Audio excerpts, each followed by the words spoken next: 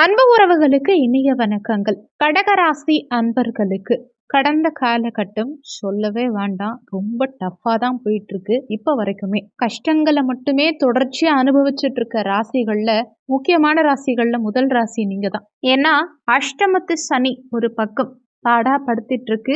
இப்பதான் சனி பகவான் வக்ர நிவர்த்தி அடைஞ்சிருக்கார். ஆனா லாபஸ்தானத்துல இருக்கும் குரு பகவான் வக்ரகதி ஆயிருக்கார். உங்க தன குடும்ப வாக்குஸ்தானாதிபதியான அந்த சூரிய பகவானும் வரும் 16ஆம் தேதியிலிருந்து, அதாவது டிசம்பர் 16ஆம் தேதியிலிருந்து 6ஆம் இடத்துல மறைய இருக்கார். உங்க லாபாதிபதியும் சுகஸ்தானாதிபதியுமான சுக்கிர பகவான், சுகபோகத்தை கொடுக்கக்கூடிய சுக்கிர பகவான் கடந்த காலகட்டங்கள்ல 6ஆம் இடத்துல மறைஞ்சி சுகபோகத்துல தடங்கல்களை உண்டாக்கியிருப்பார். வண்டி வாகனம் வாங்குறதுல தடை, இடம் வாங்குறதுல தடை, வீடு கட்டுறதுல தடை, அசையா சொத்து சேர்க்கை சார்ந்த விஷயத்துல தடை, தாய்க்கு உடல் உபாதை, இந்த மாதிரி பலவிதமான தொந்தரவுகளை ஏற்படுத்தியிருப்பார். ஒரு சிலருக்கு மூத்த சகோதர வகையில கூட சில தொந்தரவுகளையோ மனஸ்தாபங்களையோ ஏற்படுத்தியிருக்கலாம். ஆனா டிசம்பர் 2ஆம் தேதி சுக்கிரன் கலத்திரஸ்தானமான 7ஆம் பாவகத்துக்கு மகர சுக்கிரனா சிறப்பான பலன்களை கொடுக்க இருக்கார். வரும் 30/12/2024 வரைக்கும் மகர சுக்கிரன் மிகப்பெரிய யோக பலன்களை இந்த காலகட்டத்தில் உங்களுக்கு ஏற்படுத்த போறார். கடகராசியை பொறுத்த வரைக்கும் புனர்பூசம் 4ஆம் பாதம், பூசம் 1, 2, 3, 4ஆம் பாதங்கள், ஆயில்யம் 1, 2, 3, 4ஆம் பாதங்களை உள்ளடக்கியது கடகராசி. கடகராசிக்கு அதிபதி சந்திர பகவான். வீடியோல சொல்லக்கூடிய பலன்கள் ஆண் பெண் இருபாலருக்கும் பொருந்தக்கூடிய பலன்கள். கலத்தர காரகனான சுக்கிர பகவான் கலத்தர ஸ்தானத்துல சஞ்சாரம் செய்யும் காரணத்தினால சுபகாரியங்கள் வீட்டில் நிச்சயம் செய்வீங்க. குறிப்பா நீண்ட காலமா எதிர்பார்த்த திருமண யோகம் கடகராசி அன்பர்களுக்கு இந்த காலகட்டத்துல மிக சிறப்பா இருக்கு. நல்ல மாற்றத்தையும் நல்ல முன்னேற்றத்தையும் இழந்ததை திரும்ப பெறக்கூடிய அமைப்பையும் இந்த காலகட்டம் உங்களுக்கு ஏற்படுத்தி கொடுக்கும். ஒரு அற்புதமான காலகட்டமா இருக்கும். இதுவரைக்கும் இருந்த தடங்கல்கள் அகன்று தொட்டதெல்லாம் துலங்கும். குறுகிய கால பெயர்ச்சியா இருந்தாலும் இந்த சுக்கிர பெயர்ச்சி கடகராசி அன்பர்களுக்கு மிகப்பெரிய மாற்றத்தை ஏற்படுத்தக்கூடிய பயிற்சி. எடுத்த காரியத்துல தடைகளையும் பிரச்சனைகளையும் சந்திச்ச கடகராசி அன்பர்களுக்கு இந்த காலகட்டத்துல எடுக்கும் முயற்சிகளில் வெற்றி கிடைக்கும். காரிய வெற்றி உண்டாகும். வெறும் ஒரு கிரகத்தினுடைய இருப்பை வச்சு மட்டும் பலன் சொல்லக்கூடாது. ஏன்னா மற்ற கிரகங்களும் ஒர்க் பண்ணும். அந்த விதத்துல செவ்வாயுடைய ஸ்தான பலத்தை பார்க்கும்போது உங்க ராசியில செவ்வாய் இப்போ நீச்ச நிலையில இருக்கார். அங்காரகன், பூமி காரகன், சகோதர காரகன்னு சொல்லக்கூடிய அந்த செவ்வாய் பகவான் இப்போ பலமிழந்திருக்கிறதுனால உங்க பஞ்சமாதிபதியும் தொழில் ஸ்தானாதிபதியுமான செவ்வாய் உங்க ராசியிலேயே நீச்சமாகி பலமிழந்திருக்கும் காரணத்தினால பேச்சில் ரொம்பவே நிதானத்தை கடைபிடிக்க பாருங்க. உடல் நலத்துல கூடுதல் அக்கறை எடுத்துக்க பாருங்க. குறிப்பா குழந்தைகளுடைய உடல் நலத்துல இந்த காலகட்டத்துல சில தொந்தரவுகள் ஏற்படலாம். ஏன்னா குழந்தை ஸ்தானாதிபதி செவ்வாய் இப்போ நீச்ச நிலையில இருக்கிறதுனால குழந்தைகளுக்கு உடல் உபாதைகள் இந்த காலகட்டத்தில் அதிகரிக்கலாம். சின்ன சின்ன உடல் உபாதைகள் அடிக்கடி ஏற்பட்டு மருத்துவ செலவுகளை குழந்தைகளுக்காக செய்யற மாதிரி சூழலை கொடுக்கும். அதே மாதிரி தொழில் ஸ்தானாதிபதியும் அவரே. அப்போ தொழில் ரீதியான புதிய அணுகுமுறையில நிதானம் அவசியம் தேவைப்படும். தொழில் ரீதியா பெரிய அளவுல முதலீடுகள் மேற்கொள்ளும் சமயத்துல தொழில் சார்ந்த நிபுணர்கள் கிட்ட ஆலோசனைகள் பெற்று முடிவெடுக்கிறது நல்லது. தொழில் சார்ந்த வகையில அகலக்கால் வைக்க வேண்டாம். முதலீடுகள் சார்ந்த விஷயத்துல நிதானம் கவனம் அவசியம் இந்த காலகட்டத்துல தேவை. அதுவும் செவ்வாய் வக்ரகதியில இருக்கிறதுனால பெற்றோர்கள் கிட்டயா இருந்தாலும் சரி, குழந்தைகள் கிட்ட இருந்தாலும் சரி, நண்பர்கள் கிட்ட இருந்தாலும் சரி, வெளியிலையோ ஆபீஸ்லயோ ஒர்க்கிங் பிளேஸ் எங்க இருந்தாலும் சரி, பேச்சில் அவசியம் இந்த காலகட்டத்தில் நிதானம் தேவைப்படும். ரொம்ப விட்டு கொடுத்து பேச பாருங்க.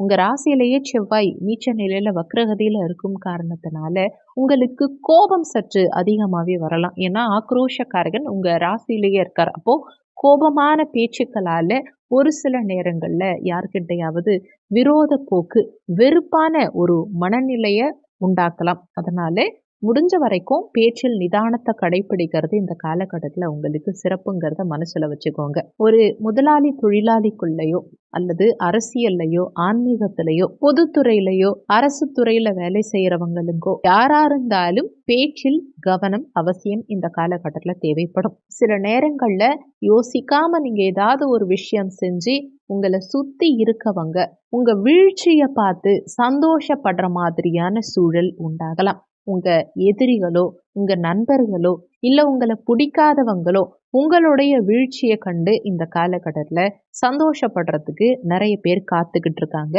அதுக்கு நீங்க இடம் கொடுக்க வேண்டாம். எந்த விஷயமா இருந்தாலும் ஒரு முறைக்கு இருமுறை நல்லா சிந்திச்சு செயல்படுறது இந்த காலகட்டத்துல உங்களுக்கு சிறப்பு. குறிப்பா அரசு சார்ந்த அரசியல்வாதிகள் இந்த காலகட்டத்துல ரொம்ப கவனம் எடுத்துக்க பாருங்க. மக்கள் கிட்ட நேரடியான அணுகுமுறையை மேற்கொள்ளும் போது, மக்கள் கிட்ட பேசும் சமயத்துல நிதானத்தை கடைபிடிக்க பாருங்க.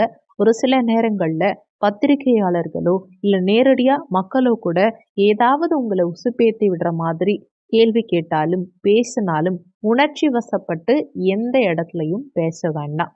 நிதானம் அவசியம் தேவைப்படும். சகோதர காரகன் செவ்வாய் நீச்சமான காரணத்தினால சகோதர உறவுகள் கிட்ட சற்று விட்டு கொடுத்து செல்வது நல்லது. மூத்த சகோதர ஸ்தானாதிபதி கடந்த காலகட்டங்கள்ல சுக்கிரன் 6ல மறைந்திருந்தாலும் சுக்கிரன் இப்போ 7ஆம் பாவகத்துக்கு சென்று மூத்த சகோதர வகையில அனுகூலங்களை ஏற்படுத்தினாலும் சகோதர காரகனான செவ்வாய் பலமிழந்திருக்கும் காரணத்தினால சகோதர வகையில சில நேரங்கள்ல ஏதாவது மனஸ்தாபங்கள் சண்டை சச்சரவுகளை ஏற்படுத்தலாம். அதே மாதிரி இடம் வாங்கும் சமயத்துல சுக்கிரன் பலமா இருக்கும் காரணத்தினால நிச்சயமா இடம் வாங்க வைப்பார், வண்டி வாகனங்கள் வாங்க வைப்பார், வீடு கட்ட வைப்பார். ஆனா அதுல சில பிரச்சனைகளை செவ்வாய் உங்களுக்கு ஏற்படுத்துவார், சில தடங்கல்களை ஏற்படுத்துவார்.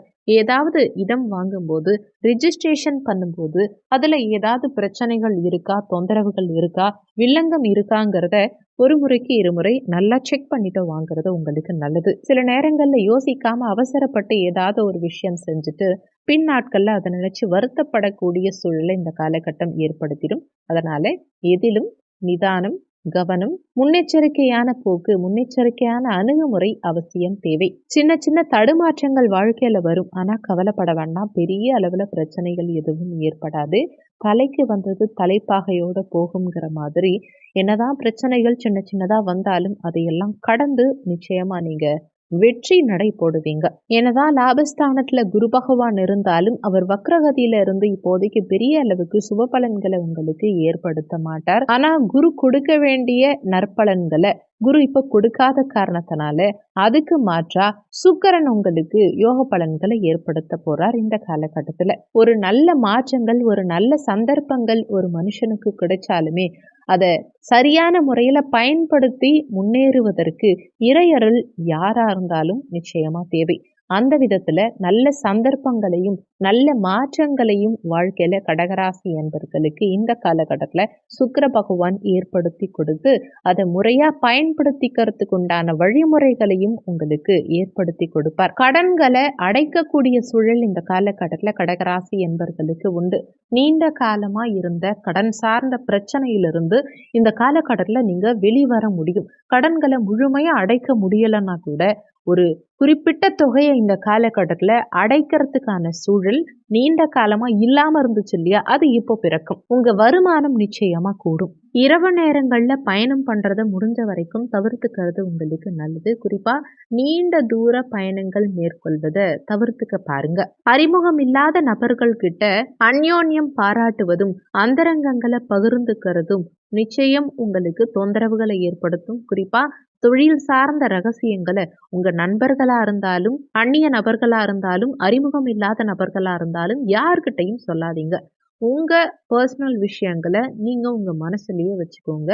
தொழில் ரீதியான ஏதாவது புதிய பிளான் இருந்தா கூட முடிஞ்ச வரைக்கும் அன்வான்டா யாருக்கிட்டையும் தேவையில்லாம பேச வேண்டாம், டிஸ்கஸ் பண்ண வேண்டாம். ஒரு சிலர் தனியா இருக்கிற ஒரு மனநிலை காரணமா யாருமே நமக்குன்னு இல்லை, இவங்களாவது நமக்கு கிடைச்சாங்களே, இவங்க ஒரு பெஸ்ட் ஃப்ரெண்டா இருப்பாங்க, இவங்க கிட்ட நம்ம எல்லாத்தையும் ஷேர் பண்ணோம்னா நமக்கு மன வலி இப்போதைக்கு கொஞ்சம் குறையும் அப்படின்னு நினைச்சுக்கிட்டு எல்லா விஷயத்தையும் அவங்க கிட்ட ஷேர் பண்ணி பெரும் பிரச்சனையில சிக்கிக்கிறதுக்கு வாய்ப்புகள் உண்டு. அதனால முக்கியமான விஷயங்கள் எதுவா இருந்தாலும் உங்க பர்சனல் விஷயங்கள், பினான்சியல் வைஸ் சம்பந்தமான விஷயங்களும், தொழில் ரீதியான ஆலோசனைகள் எதுவா இருந்தாலும் யாருக்கிட்டையும் அவ்வளோ சீக்கிரமா பேசாதீங்க. பூர்வீக சொத்து சார்ந்த வகையில இருந்த பிரச்சனைகள் எல்லாம் இந்த காலகட்டத்துல படிப்படியா உங்களுக்கு குறைய ஆரம்பிக்கும். இனி வரும் காலகட்டங்கள்ல சுக்கிர பகவான் வருமானத்தை நல்லாவே ஏற்படுத்தி கொடுப்பார். ஆனா செவ்வாய் பகவான் அந்த வருமானத்தை தக்க வச்சுக்க முடியாத சில சூழ்நிலைகளை ஏற்படுத்துறதுக்கு வாய்ப்புகள் இருக்கிறதுனால பணத்தை எங்க இன்வெஸ்ட்மெண்ட் பண்றதா இருந்தாலும் கவனம் அவசியம் தேவைப்படும். ஒரு நல்ல முயற்சியில் வெற்றி காணக்கூடிய சூழலை இந்த காலகட்டம் ஏற்படுத்தி கொடுக்கும். எதிர்கால கனவுக்கு அடியெடுத்து வைக்க சரியான காலகட்டம் இது. அற்புதமான காலகட்டம் இது. புதன் இந்த காலகட்டத்துல உங்களுக்கு சாதகமா இருக்கும் காரணத்தினால இதுவரைக்கும் உங்களை வெறுத்து ஒதுக்கியவங்க கூட இனி உங்களை அரவணைச்சு போவாங்க. நண்பர்களா மாறுவாங்க. தொழிலும் வாழ்க்கையும் நல்ல முறையில இருக்கும். ஒரு முன்னேற்றம் காணக்கூடிய அற்புதமான காலகட்டமா இந்த காலகட்டம் நிச்சயம் இருக்கும். முயற்சி செஞ்சா நிச்சயம் வெற்றி இருக்கும். இந்த காலகட்டம் இன்னமும் சிறப்பா இருக்கணும்னு நினைச்சீங்கன்னா வெள்ளிக்கிழமை தினங்கள்ல சுக்கிர ஹோரை நேரத்துல, வெள்ளிக்கிழமை சுக்கிர ஹோரை காலையில 6 மணிலிருந்து 7 மணி வரைக்கும் வரும். மதிய நேரமா இருந்தா 1 மணிலிருந்து 2 மணி வரைக்கும் சுக்கிர ஹோரை நேரம். ஆனா அந்த நேரத்துல நட சாத்திருக்கலாம், பார்த்துக்கோங்க. இரவு நேரமா இருந்தா 8 மணிலிருந்து 9 மணி வரைக்கும் இந்த காலகட்டம் சுக்கிர ஹோரை வரும். வெள்ளிக்கிழமை சுக்கிர ஹோரை நேரத்துல பெருமாள் ஆலயம் சென்று மகாலட்சுமி தாயாருக்கு வெள்ளை நிற மலர் சூட்டி மகாலட்சுமி தாயார் வழிபாடு, ஒரு நெய் தீபம் ஏற்றி மகாலட்சுமி தாயார் வழிபாடு செய்யறதும், லக்ஷ்மி நரசிம்மருக்கு உங்களால முடிஞ்ச அபிஷேக பொருட்கள் வாங்கி கொடுக்கறதும் மிகப்பெரிய முன்னேற்றத்தை கொடுக்கும். உங்களுக்கு கடன் அதிகமா இருக்குங்கிற பட்சத்துல ருண விமோச்சன ஸ்லோகம் லக்ஷ்மி நரசிம்மருக்கு சொல்லும் பட்சத்துல உங்க கடன்கள் படிப்படியா குறையறத கண் கூட பார்க்கலாம். இந்த வீடியோ உங்களுக்கு பயனுள்ளதா இருந்தா உங்க நண்பர்களுக்கும் ஷேர் பண்ணுங்க. அவங்களும் பயன்பெற்றா அந்த புண்ணியம் உங்களுக்கும் கிடைக்கும். இந்த வீடியோல உங்களுக்கு ஏதாவது சந்தேகம் இருந்தா கீழே இருக்க கமெண்ட் செக்ஷன்ல சொல்லுங்க. நன்றி. மற்றும் ஒரு நல்ல பதிவோடு மீண்டும் உங்களை சந்திக்கிறோம்.